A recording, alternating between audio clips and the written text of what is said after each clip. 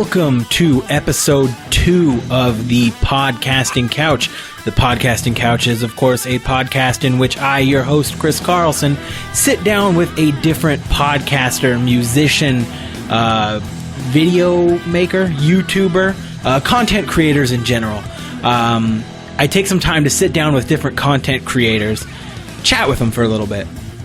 We'll have this part a little bit more hammered out as we get further and further along down the line. Eventually, you'll go back, when we get like episode 5, 6, 10, you'll go back to episode 1, episode 2, and you'll go, wow, this guy really did not have his intro down at the time, did he? No, he did not. He did not. I did not have this intro down at the time. Still working on it, still working out the kinks, feeling what feels right, what doesn't for this intro. Just kind of going with it until then. But anyway, let's get to talking for a little bit before we get into the main portion of our show. I wanted to talk about music. Music is a big part of my life. I love music. I've loved music since before I can remember. Music's been huge. My parents were really into music, and so they passed that love of music down onto me. All the way to I listened to all sorts of stuff from classic country to classic rock, rap, pop. I don't discriminate, and I've talked about that on this show before, I believe. I should know. It's only been one other episode, but like I said, I had a podcast before this, as I've mentioned on other episodes, and so it's hard to remember what I have and have not talked about on here. But I really love music. Most all types of music I really enjoy. I can find at least one or two songs in any genre that I really enjoy. So I use streaming services. I love streaming services. I think it's one of the best things to happen to music. It might not be one of the best things for the music industry, but for the consumer, streaming services are absolutely 100% the best thing that has happened in a long time. But what I've noticed is I use Google Play. I use Google Play Music for my streaming service because I've tried out quite a few. They're the ones right off the bat that I have not tried, or have not tried recently at least.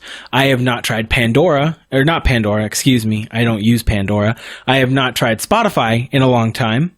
I have not tried Tidal ever.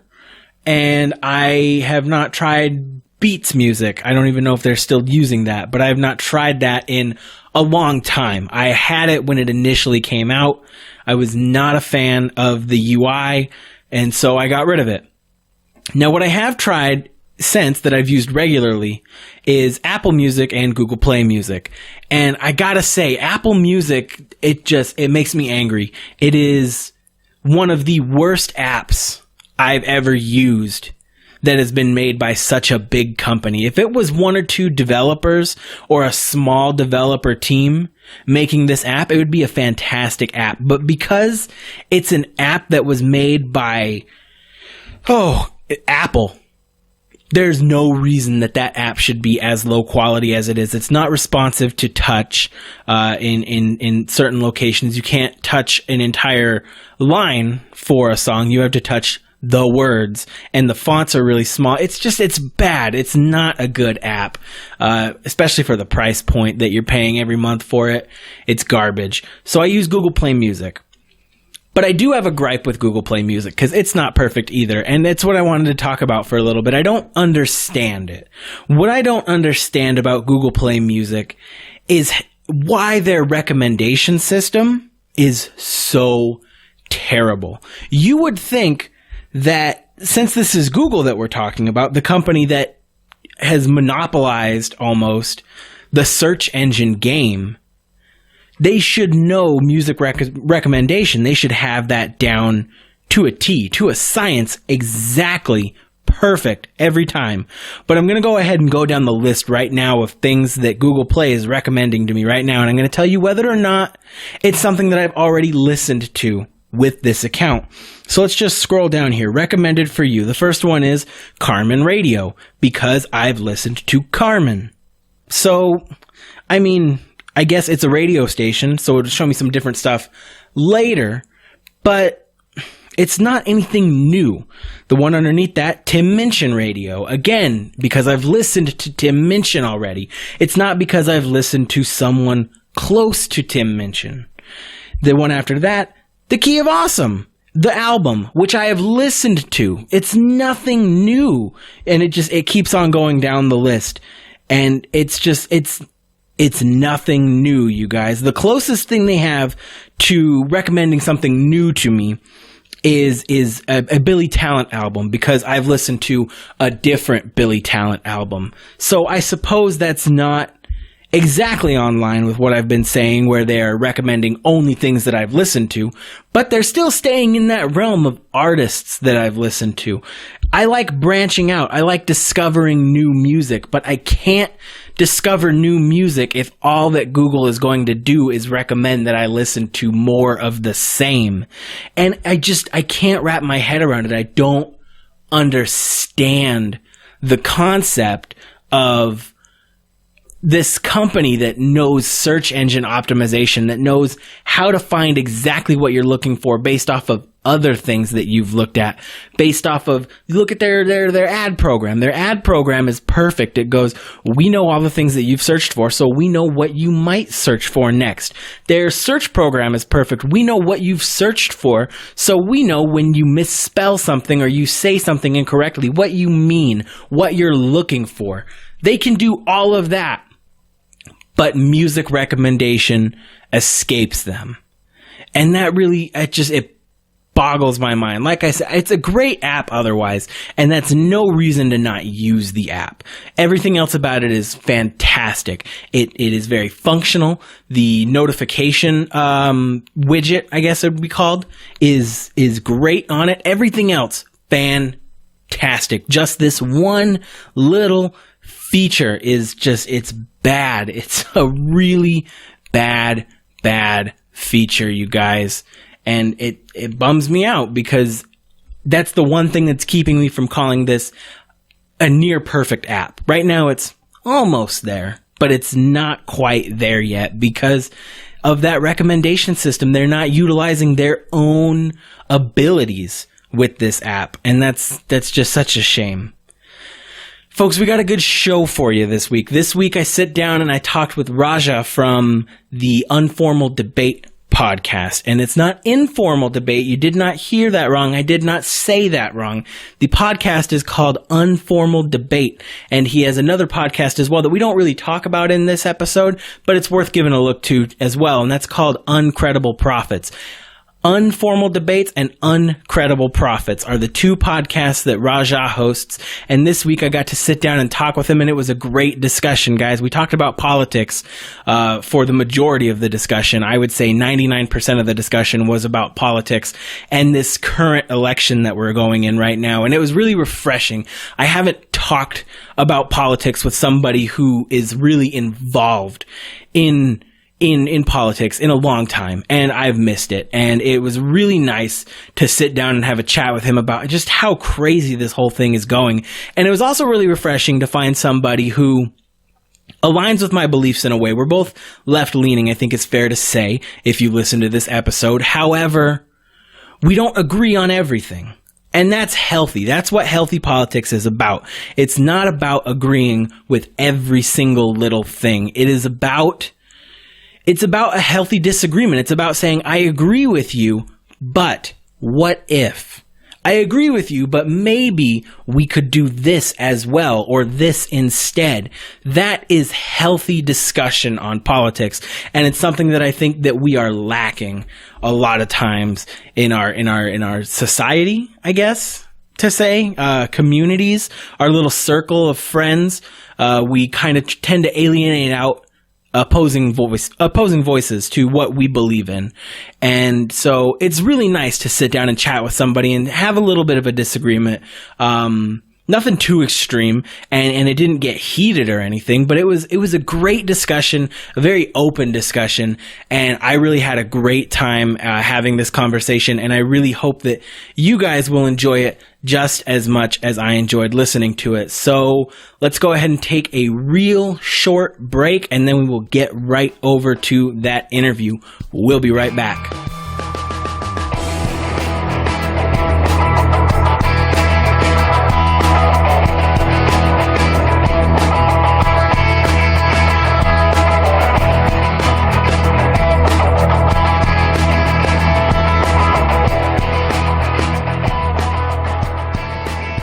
And we are back here on the podcasting couch. With me this week is my guest, Raja, who is host of the Uncredible Prophets podcast and the Unformal debate podcast. Raja, how you doing today?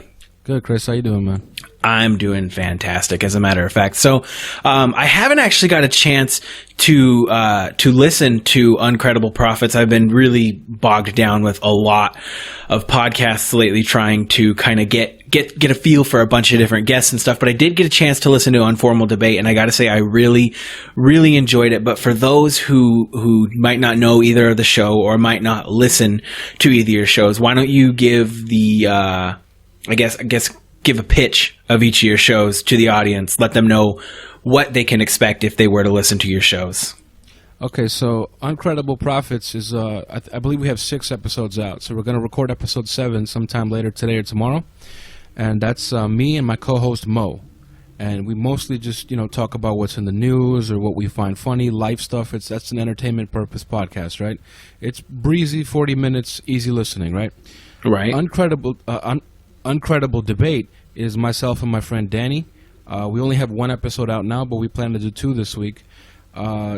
We pick a contentious, newsworthy topic. We both pick one side of the argument, and we make the argument as though we were in a debate. And of course, I always say in the disclaimer, they don't reflect our actual beliefs because we're friends. We have some of the same beliefs most of the time, right? Mm-hmm. But we just kind of assign one to the other and run with it for the purpose of acting the debate out.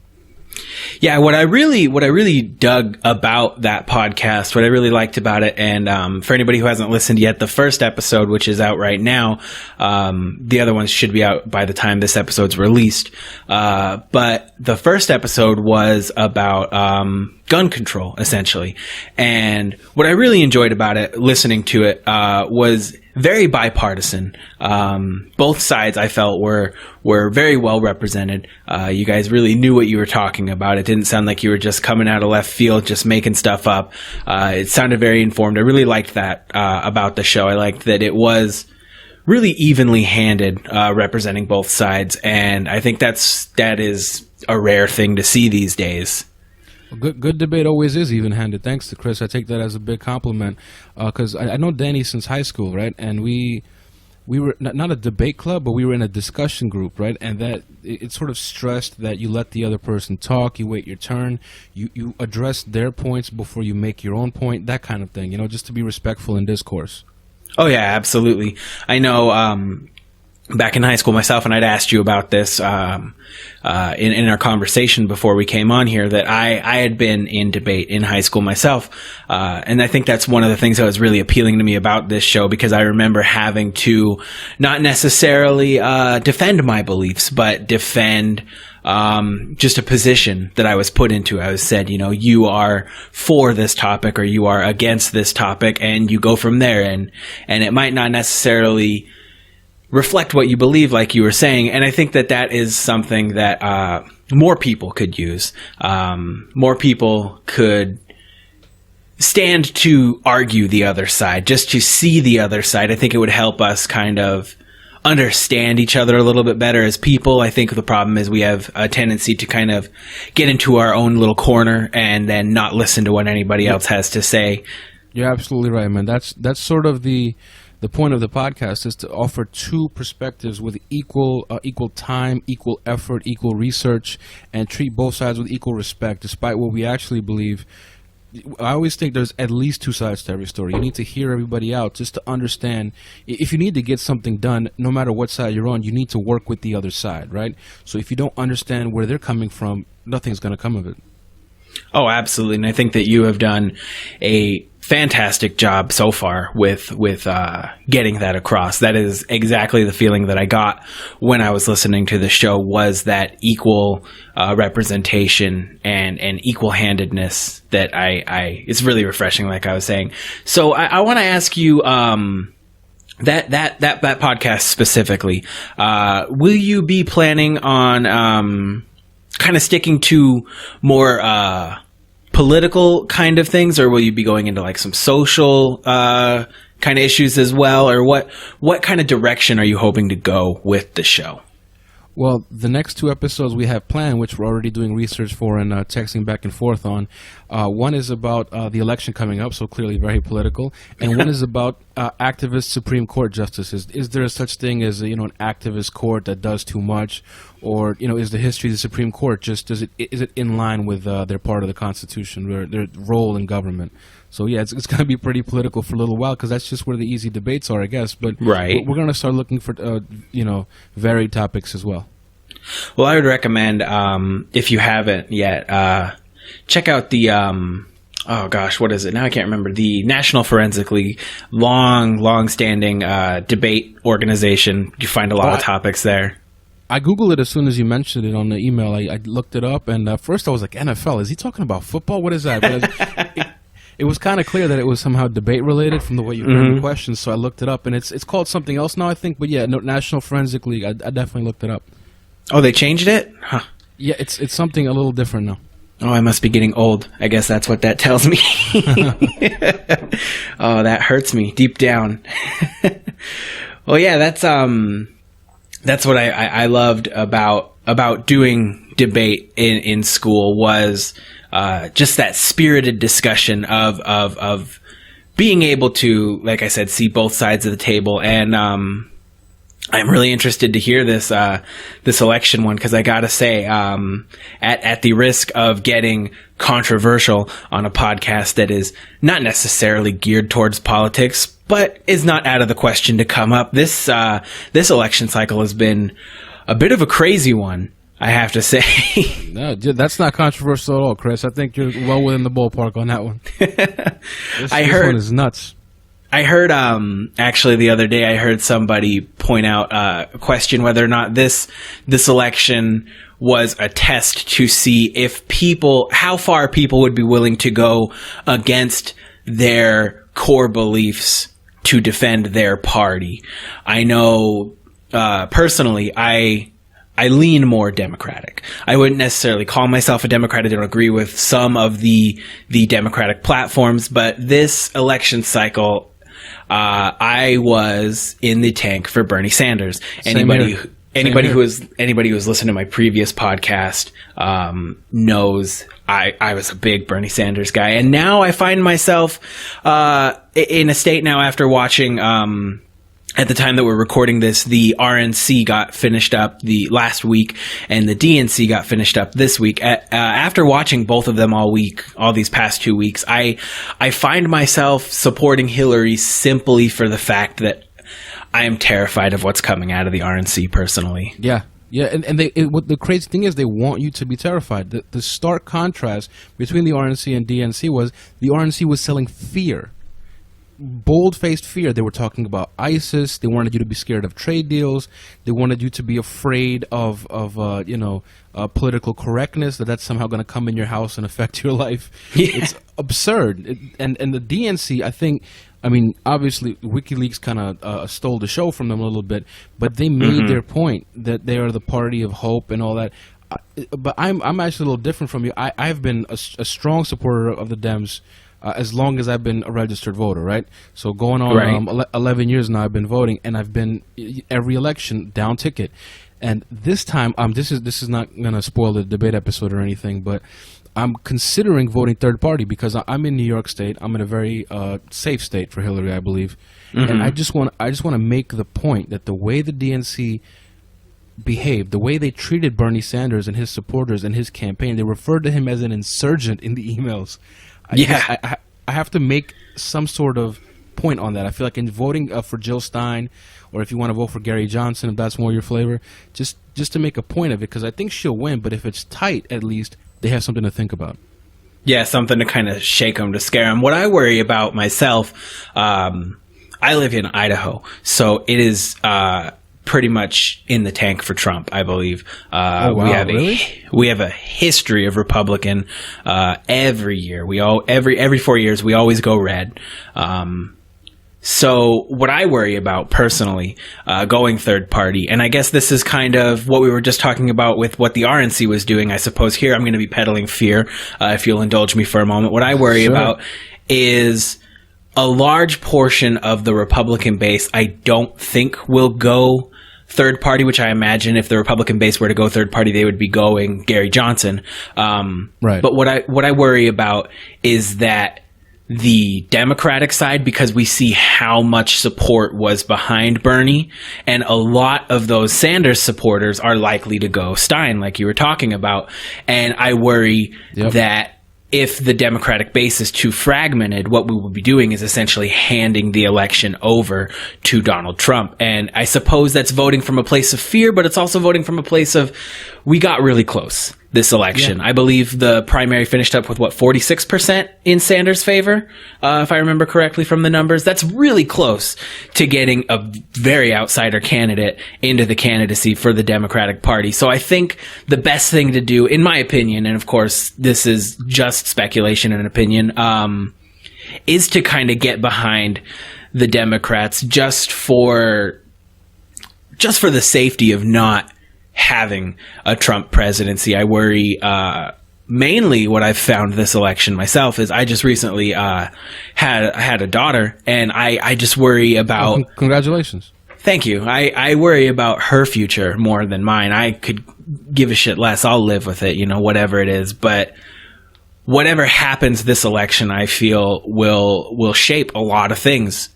And that's something that she has to deal with, not something that I have to deal with. And that's where I'm coming from this election. And it might not be necessarily the right place to come from, and I recognize that completely. I'd be asinine to believe. Do you also feel a little more attached to the idea of having a woman president, since you're going to have a daughter and you want her to grow up with the idea of a woman being a leader being normal more than when we grew up? That is an attractive thing, no doubt.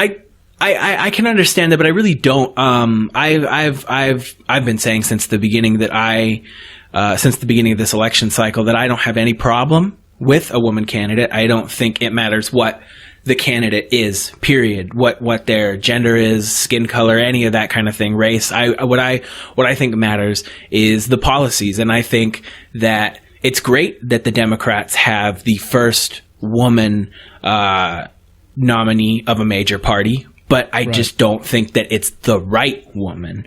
So no, you're absolutely right, and that's the way I've been phrasing it when I was in the tank for Bernie, trying to get my family and friends on board. I would say if Elizabeth Warren had decided to run, I would enthusiastically be in favor of the first woman president. Oh my goodness! Because she has integrity for days. Mm-hmm. Right? She was a warrior for the little guy in the Senate. She scares the hell out of Wall Street. Yeah, and that would have been a great nominee. The other thing that I worry about with the DNC this year, if I'm sure you got a chance to watch the DNC, was just how, if you were paying attention to kind of what was going on in the background, how stifling they were of dissenting opinions. Yes, they had white noise machines. They had actors come in and replace people who did walkouts. It was absurd. Mm-hmm. And like I'm in the same place that you are, where I've been mostly down ticket my entire life, as long as I've been voting. But this I don't know. This primary season has just brought out an ugly side in both parties, I think, really.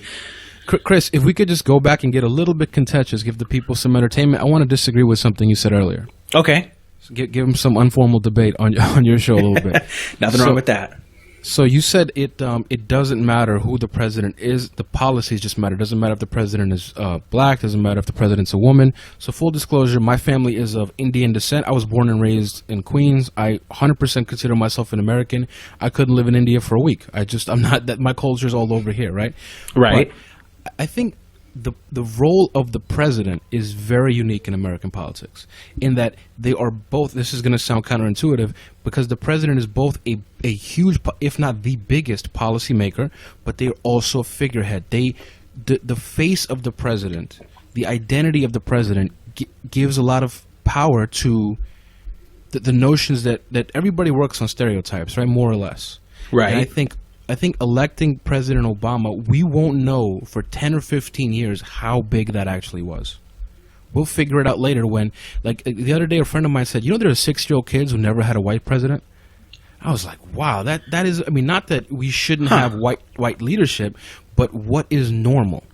Once it happens, and I know people are, sort of wary of the what do you call it? tokenism, right? That, oh, now that we've had a black guy, we don't have to have one again. Now that we have a woman, we don't have to have one again. Right. Putting that aside, not being cynical for a moment, once it's been done, you don't have to tell children, you don't have to tell each other that it's possible. You know it's possible. And part of the president's job is, what is a big part of President Obama's job? There's a terrorist attack somewhere, something happens in American politics and American life, he gets on TV and he talks to us. He's our therapist, he's our friend, he's there for us. Who he is and how he is as much of a part of who he or she, now we should say, right? Whoever he or she is as much a part of their policy. The presidency is 50-50 was what I'm trying to say. It's their policies are important, but the identity of the person is important as well.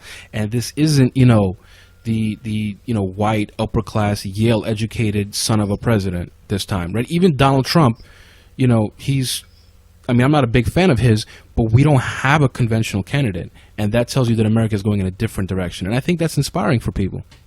I can understand that. I can see that completely. I think where I come from personally on this matter is, and this might just be more this election cycle than it is the general. You were talking more in the general. I think I speak more here in this case to the specific here. What I worry about is with being the first woman, if Hillary should win, the first woman president, coming in with, at the moment, just record unfavorability. You're right. You're right about that. And what I worry about is that's within her own base, and that's where I get a little bit weary, because I think even in that case it could be. And I'm interested to hear your opinion on this too, because I don't know if this is necessarily the most mainstream position, but I think if she were to win with her unfavorability where it is in an unconscious place in the back of some people's mind, it could be actually harmful to women in politics, maybe, that it could say, well, look at what happened when we, and this could be more towards the right base. And I don't want to necessarily say that this is my opinion on the matter, but my observations of how the general public tends to think is, this is what happened when we elected the first woman president. So why would we do it again if something bad should happen? And we've got such huge unfavorability ratings in this candidate. I just feel like this is not the best figurehead to represent that group of people. Well, you have a point, Chris. Hillary Clinton is very unpopular among liberal Democrats, among the most liberal members of her party. She has a high unfavorable ratings, and she has high untrustworthy numbers, which shouldn't be a problem, right? You shouldn't have 40 years in public life and people don't know whether to trust you or not. That's very strange. And I think that's a personality quirk too, is she comes off shady. I'm not saying that she is or isn't shady, but I see it. I see what people are so suspicious of. It's just the calculated nature of both Clintons. But Bill Clinton had the charm to cover it up. She kind of doesn't have that perfume over it, you know what I mean? Yeah. You can kind of just see the machinations take place in her brain of which position should I take, how should I go about this, and that just comes off disingenuous. And would that permanently harm the idea of having a woman president? I think, well, even like President Obama's two terms have been instructive, okay? I think for 8 years you've seen a Congress that is more obstructionist than anything in American history. They were labeled the do-nothing Congress early in his first term, right? Mm-hmm. They just, not only voting again, they refused to vote. They didn't want to have the vote. They didn't want to give him a chance to govern, right?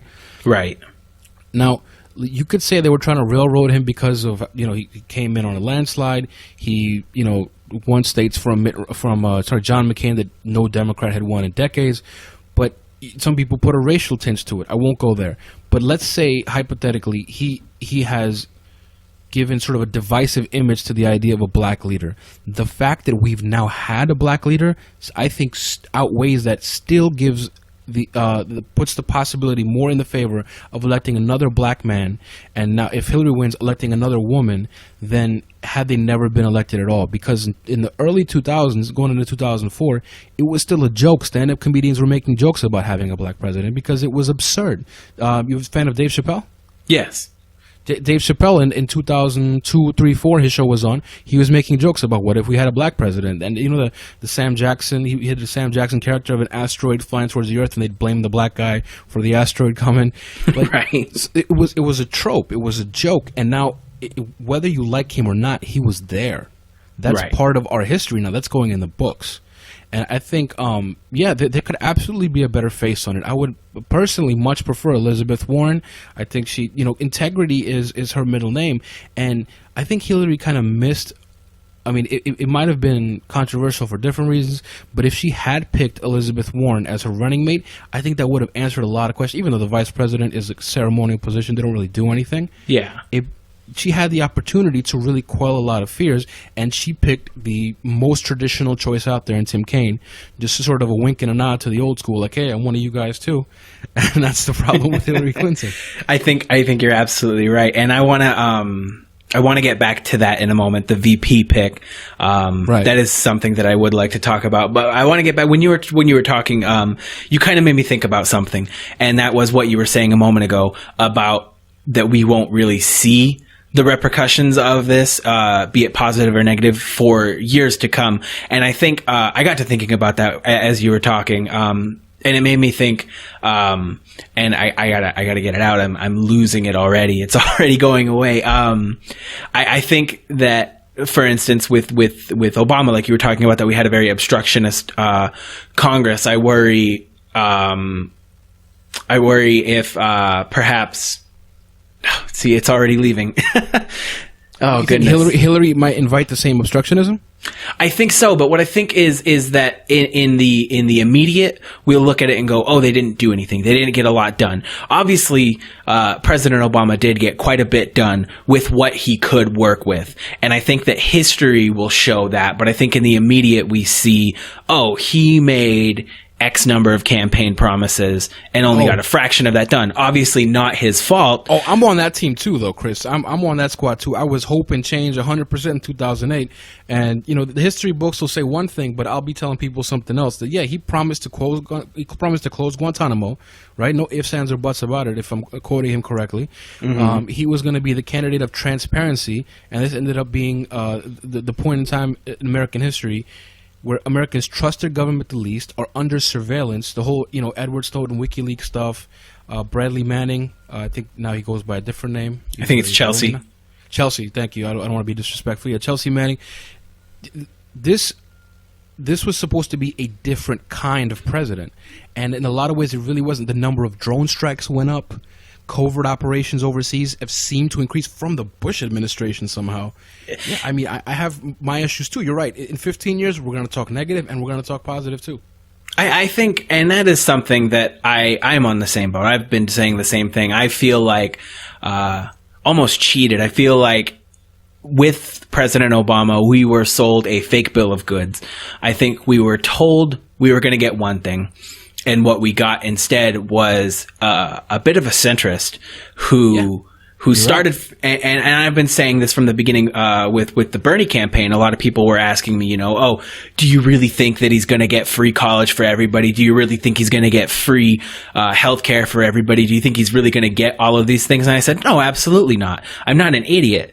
But I think what's going to happen is if we were to elect Bernie, we would be starting from the left and arguing with the right and end up somewhere in the center, versus with someone like Hillary Clinton, someone like Barack Obama, we end up starting from the center, arguing with the right, ending up somewhere center right. And that's what I was worried about. You have to fight for your side. But also, I think, a lot of the ridiculous things Bernie promised, they weren't that ridiculous. College, there are people now who are walking the face of the earth who went to college for free. Right? This isn't a crazy idea. We had free college, state and local colleges in this country before.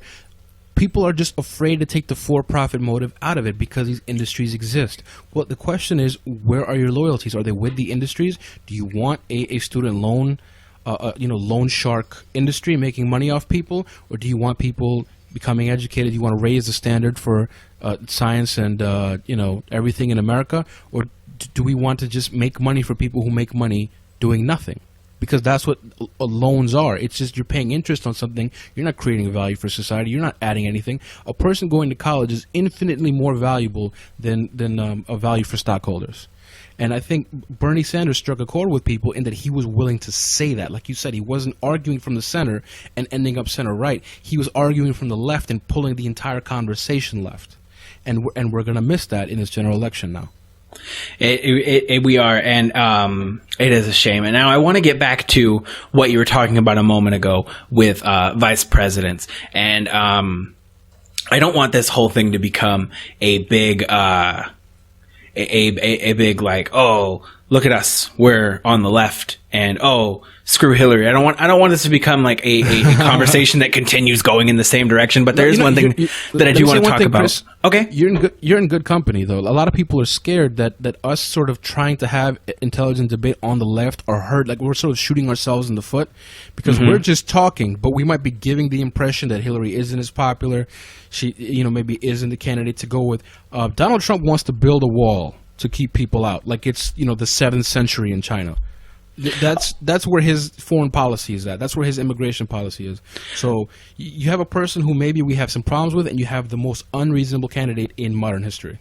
Oh, I point to my favorite policy that he's floated so far that I like to point to is not the wall.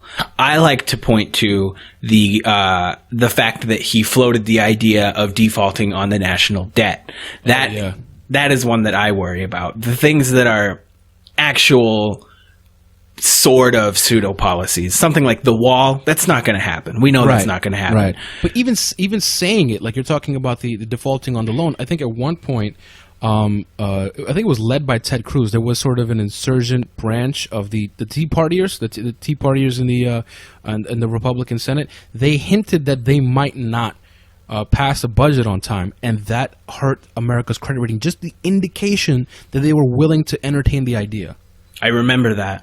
That's how sensitive the world credit market is. I was in the military at the time when that happened, and I remember thinking when they were talking about that they're not going to pass the budget, and they were talking about shutting down the federal government. I remember going to my sergeant in charge at the time and saying, "Are we going to get paid this month? Am I going to be able to put food on my family's plate?" And it's because of obstructionist legislation, and it was a scary time. And Donald Trump is willing to say stuff like that. Like you just quoted him, he's willing to say, maybe I won't pay the debt. Maybe China can go screw themselves. Maybe, I'll do what I want. You can't say stuff like that. Maybe Russia should hack more emails so that I can hurt my opponent. What I can't understand about that one, and I want to talk about something else that's been bugging me about this election cycle, is on both sides. The people so high up getting away with so much. I believe they asked it might have been either the FBI or the CIA. Don't quote me because I can't remember exactly, but one of the two, the director under the Bush administration, what he thought about that statement where, and if anybody who hadn't heard it, essentially Donald Trump floated the idea that maybe, the Russian hackers who supposedly hacked the DNC should, find those deleted emails on from Hillary Clinton's server. Which, by the way, is impossible. But I don't know what planet he lives on, but go ahead. Oh no, absolutely. But they either the CIA or FBI director under the Bush administration said what he did was tantamount to treason. Yet no consequences. And it goes the same with what happened with the Hillary Clinton email scandal. I was holding out for an indictment the whole time, all the way through. And then it came out that James Comey said, well, what she did was illegal. What she did was grossly negligent. He very scathing things that he said about her, but ultimately did not recommend an indictment. And he said no prosecutor would recommend an indictment in this situation. He was clear about that. I mean, that will hurt her, and it should hurt her, and we should, that should inspire us to follow up with her as president. This is not going to be a situation where you vote, and 4 years later you think about, well, what's going on? No, we're going to have to write our congresspeople, our senators. We're going to have to vote in midterms, which for some reason we hate to do. Yeah. And we're going to have to follow up with this president.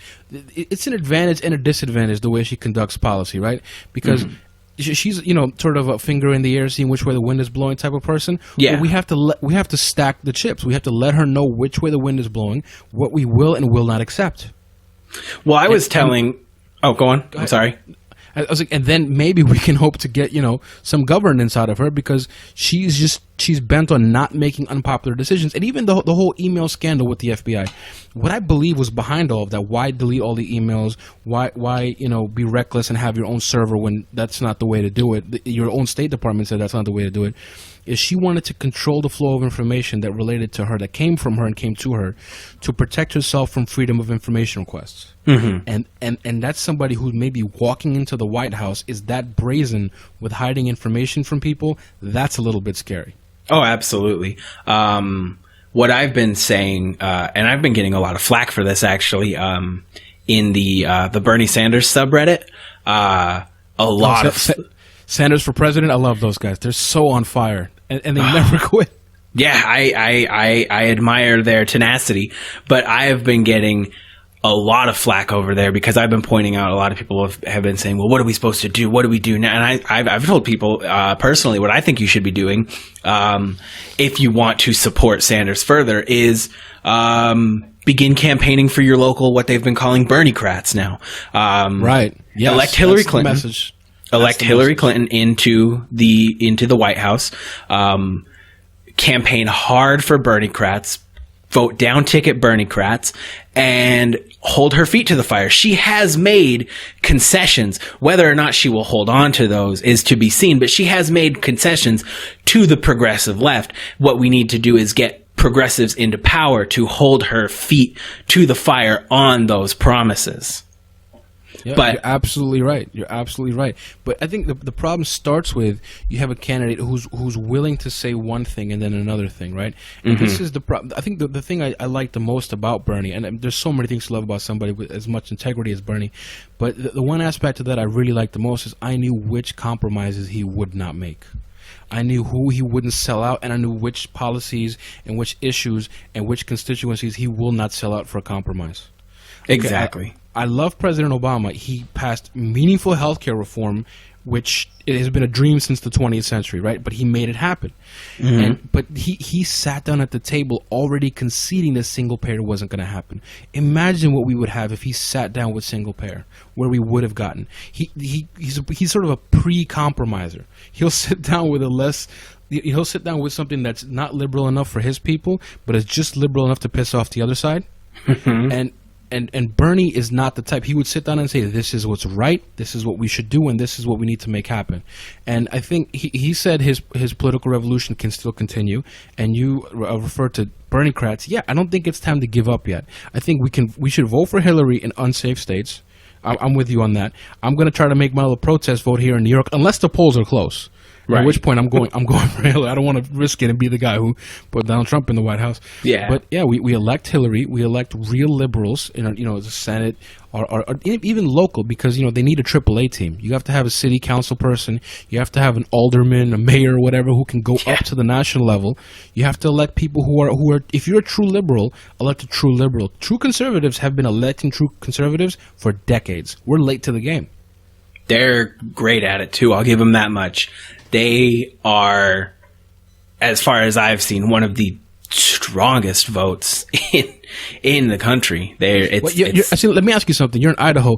Are Christian conservatives a big constituency out there? Like people sort of pandering to them when they come out there? Yes, but you're seeing it, and I suppose this would be any state at this point with the way that our society is going. You're seeing it less and less and less every 4 years, just because of the way that everybody's moving. This election cycle, for instance, the support behind Bernie was enormous in the state of Idaho. Even the rallies were way bigger than I expected them to be. Also, did you make it out to a rally? I didn't get a chance to. I requested it off of work, and the day was already full. Everybody else had already requested it off, and I was I'm telling myself in the back of my head that's because everybody who requested it off was all down there at the rally. So I was there in spirit. That's good enough, I guess. I was going to go to a rally here in New York. He had one in Manhattan, which I figured would be too packed, and he had one in the Bronx, which I wanted to go to. So it's maybe 2 hours before the rally, and I'm about to leave my house. I just put the TV on to see if Bernie's there yet or whatever, and you can't get in. You can't get near the place. There are people who are standing blocks and blocks away just to sort of catch a glimpse as he comes on stage. They're not even within earshot of the speakers. The absurd of his rallies, I think, in a way they scared people because historically rallies, they don't really inspire that you're a reasonable person with regular policies. But at the same time, I think he energized people who don't even vote. A lot of these people who showed up to these rallies, not only was it their first political rally, it was the first election they cared about.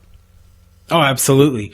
And I think that goes right back exactly to what we were talking about earlier with we're almost full circle here, where we were talking about President Obama and his sort of centrist mentality.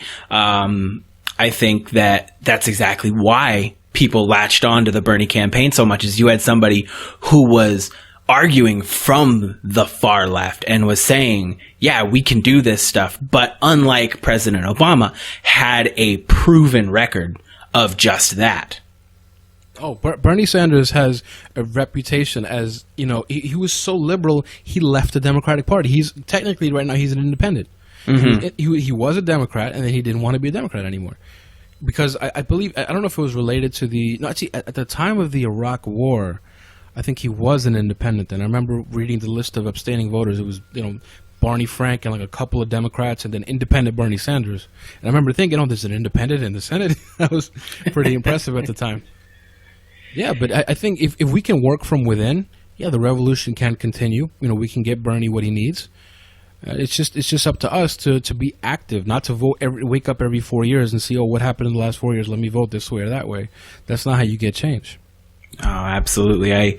I couldn't agree with you more. And I think that's actually I remember where we were. Excuse me. 1 second. So I asked you about Christian conservatives in Idaho. So what I wanted to talk about was, about 12 years ago, 2004, 2008, Christian conservatives were sort of the most sought-after vote on the right. You had guys who were, let's say, northeastern conservatives, like a Thompson or Giuliani, and they wanted to go out and get this Christian conservative vote because they were such a strong coalition. They voted as a bloc, and they held you accountable for what you said and what you did. We need the left's version of that, the sort of Bernie revolution. We need to become the, for lack of a better word, the Christian conservatives of the right. Right. Our votes are courted, where you have to be a pure liberal to get us on your side. And if we just sort of, that's a danger of voting for Hillary, actually. If we kind of just give them what they want, then all the sort of duplicity and everything they did wrong, it kind of worked. Oh, absolutely. That's the other side of it. They kind of got what they angled for, right? Mm-hmm. Absolutely. I can see that completely. And I think that is where that's the stalemate that we're sort of at as Democrats, I believe, is that we are in a place where it's either we vote our conscience, which is, for me as well, it would not be voting for Hillary Clinton. I would be voting third party as well. We can either vote our conscience, or we play it safe and not worry about fracturing the party, which, like we were talking about earlier, it's this thing that we're worrying about. It's this sort of balancing act that we are now, as the Democratic base, sort of playing, where what is the right thing to do? How much should we be holding Hillary Clinton accountable? How much does it go from this is my candidate, she should represent me, to I am damaging this person and helping the other side? It is a very you're right. Interesting balancing act. There's a lot of bitterness in American society right now, not just American politics, but we're angry. And it kind of, in a way I get it, but in a way it doesn't make sense, because don't you think things are, we've both fairly criticized President Obama now, but aren't things better than they were 8 years ago? The country was on fire. Oh, absolutely. And somehow everybody's angry? It's a little strange, right? Yeah. No, I agree 100% with that. I think that's absolutely accurate. Chris, excuse me, you were talking about going third party. I just wanted to ask you, if you were to go third party, would you go Gary Johnson or Jill Stein? Oh, I would absolutely be going Jill Stein. I have not got a chance to really dive deeply into either candidate. I know that I've never really aligned with the Libertarian personally, but I don't know a whole lot about the Green Party. And that's another reason why I wouldn't be putting my vote over there. It wouldn't be an informed vote in that case. I know what I'm getting, sort of, in a way. what to expect, I suppose, is a better term than I know what I'm getting. I know what to expect with a Hillary Clinton vote. I know what to expect with a Donald Trump vote. I don't know what to expect with a Jill Stein or a Gary Johnson vote. And I will probably be getting more into it. But like you said, this state is not a given state.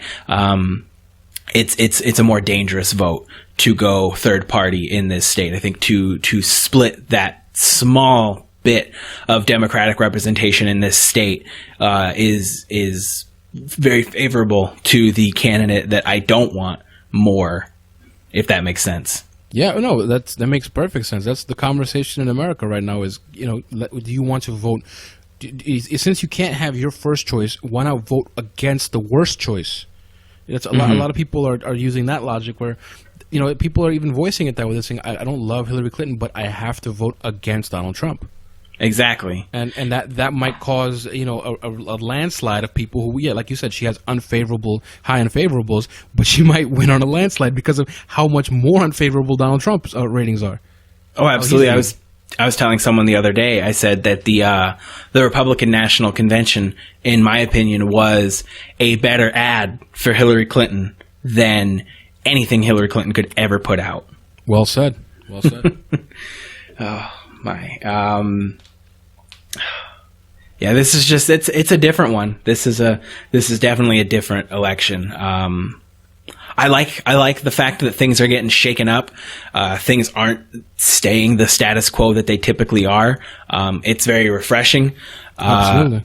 And like I said before, and I've talked about this with people too, they've always told us every 4 years, they have always said, vote in the Democrat, and maybe next year you'll get your change, next election cycle. And then the next one comes and we get more of the same. We see we're with Hillary Clinton this election cycle. But I think what I've been telling people, is like I said earlier, we were at 46% of the primary votes. That's pretty close.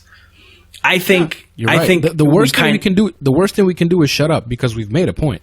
Mm-hmm, absolutely. And I think what we need to do is, like I said, keep with the down ticket progressives, kind of suck it up and swallow the bitter pill that is Hillary Clinton presidency, to protect the future of, I don't want to sound like I'm like it's going to be the apocalypse if Donald Trump wins. Obviously, it wouldn't be the absolute end of the world. It wouldn't be great though. But I think that we need to swallow that bitter pill and just say in the next 4 years, we're going to hold her feet to the fire, and then we're going to primary the crap out of her again and see what happens from there. I think is the best thing that we can do for the country right now. Yeah, I mean, and it's worth noting where Bernie Sanders is. Bernie Sanders is, I don't know if he's going to be a surrogate for her, but he basically got on stage and said, hey, don't vote, don't throw your vote away. Vote for Hillary Clinton.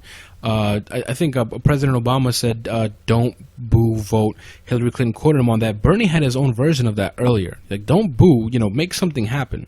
Mm-hmm. So, the California Democrats were making a lot of noise out there. They felt, because there was a little controversy with the vote counting and, was it on the up and up? And those questions are going to remain. We're not going to solve those anytime soon. But it's worth noting that this was Bernie's movement. Well, let's take a look at where Bernie is. Absolutely, and I agree with that 100%. I've been asking people that too. I've been saying, do you think that you know the political field better than the guy who you agree with everything else on and has been in the political spectrum for 40 years? He understands that, at a certain point, you got to play ball. It's chess. It's not chess, not checkers. You're right. Mm-hmm. You've got to make some sacrifices. You got to do some things that you wouldn't want to do so that you can come out on top in the end. And that's what I think Bernie Sanders is doing here. He's saying, listen to how much I have criticized her all through the primary. Those criticisms still stand, but she's better than your alternative choice. Well, that's another thing we can hope to hear from Bernie. Do these things for the 4 years, hold her feet to the fire. I think Bernie's going to be right in there with us doing that. I think we're going to hear his voice on foreign policy, on economic policy, on everything, top to bottom. He's going to be active and he's going to be heard, and they're going to have to respect him because even the Democratic what do you call it, the platform that came out. I think Bernie put Dr. Cornel West on the drafting committee of it, and there's some more leaks from the DNC. People are like, "Oh, he's trash. I don't want to work with him on the platform." But Dr. Cornel West, a real liberal professor from I forget what school, Princeton, I think. He's a real liberal, and he was a Bernie surrogate through and through. He's still anti-Hillary to a degree. He's still saying vote Jill Stein right now, unlike Bernie, but he was at the drafting committee. We have had successes. We've had concessions, like you said earlier. So, we can't take it as a full-on loss and abandon it. It's just incremental progress from here. Oh, absolutely. And I think that's a great place to end this on a high note, a note of talking about how we have made progress. We have absolutely come a long way. Change has come. It really has, and there's only more to come. If you don't give up and you keep the fight going, hold your feet to the fire, liberals, and it'll get better. It'll get better. Right on, brother. All right, so you want to just one more time tell everybody where they can find your shows, what your shows are. So we are known as the Dollar Van Network. Our Twitter accounts are Dollar Van Network, at DV Network, at Uncredible Profits, at I'm forgetting the name of my own stuff here, at Uncredible Debate, at Unformal. At Unformal Debate. Sorry, wow, I'm really losing it here. It's new. Politics. Yeah, it's new. There's only one episode so far. Yeah. And we're on SoundCloud and iTunes. Just search those. Search Unformal Debate. Search Uncredible Profits, and you'll find us. And more to come from the Dollar Van Network. All right, fantastic. Well, thank you so much for coming on this week. Thanks, Chris. All right, have a good one.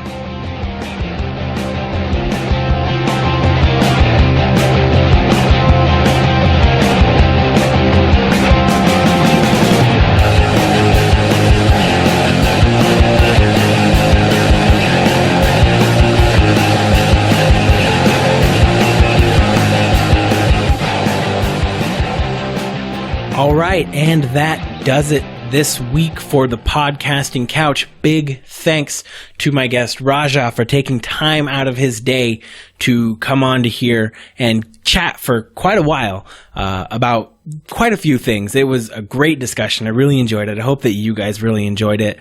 Go check out Unformal Debate. Go check out Uncredible Profits. I don't know how often the Uncredible Profits is released. I should know. I haven't checked. Unformal Debate is a semi-release. There's one episode up at the time of this recording.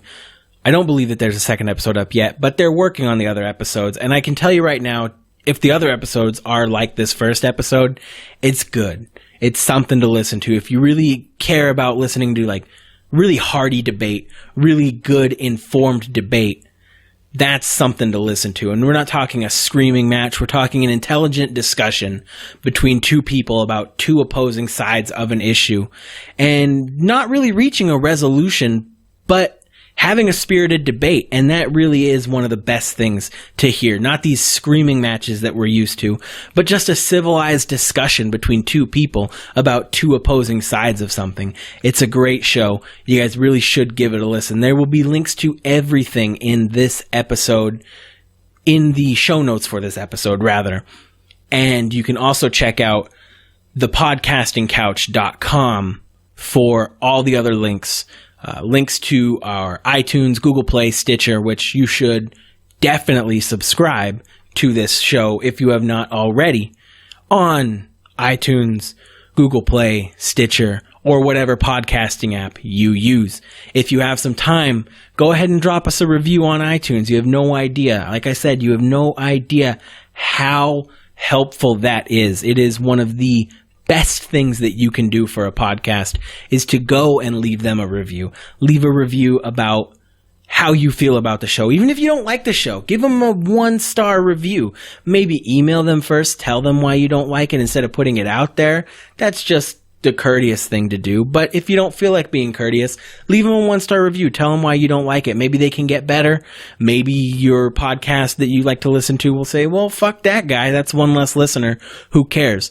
Either way, you're going to get what you want because you're going to know that you should either continue to listen to this show because they want you to listen, or you know that they don't really care if you listen or not, and then you don't have to waste your time anymore. So leave a review on iTunes. Please rate and review on iTunes. Most helpful thing you can do. Once more, go check out thepodcastingcouch.com for all the links in this episode as well as previous episodes and any kind of information to our social media, what's going on, things like that.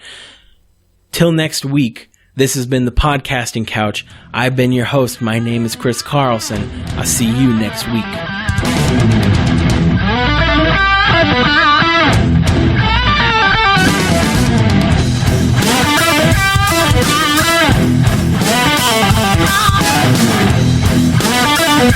Bye.